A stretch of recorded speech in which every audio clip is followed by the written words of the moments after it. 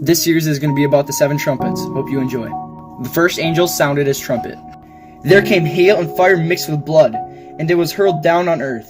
A third of the earth was burned up, a third of the trees were burned up, and all the green grass was burned up. The second angel sounded his trumpet. Something like a huge mountain, all ablaze, was thrown into a sea. A third of the sea turned into the blood, a third of the living creatures in the sea died, and a third of the ships were destroyed. Then the third angel sounded his trumpet. And a great star, blazing like a torch, fell from the sky, on a third of the rivers and on the springs of water. The name of the star is Wormwood. A third of the waters turned bitter, and many people died from the waters that had become bitter. The fourth angel sounded his trumpet. And a third of the sun was struck, a third of the moon, and a third of the stars, so that a third of them turned dark. A third of the day was without light, and also a third of the night. Part 2's up. Part 2 of the 7 trumpets.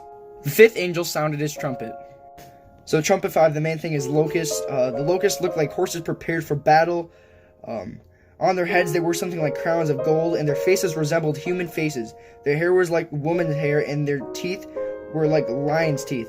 They had breastplates like breastplates of iron, and the sound of their wings was like the thundering of many horses and chariots rushing into battle. The sixth angel sounded his trumpet. The horses and riders I saw in my vision looked like this. Their breastplates were fiery red, dark blue, and yellow as sulfur.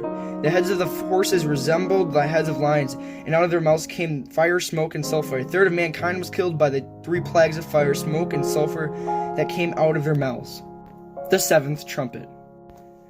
And there were loud voices in heaven which said, "The kingdom of the world has become the kingdom of our Lord and of his Messiah, and he will reign forever and ever." Hope you liked it.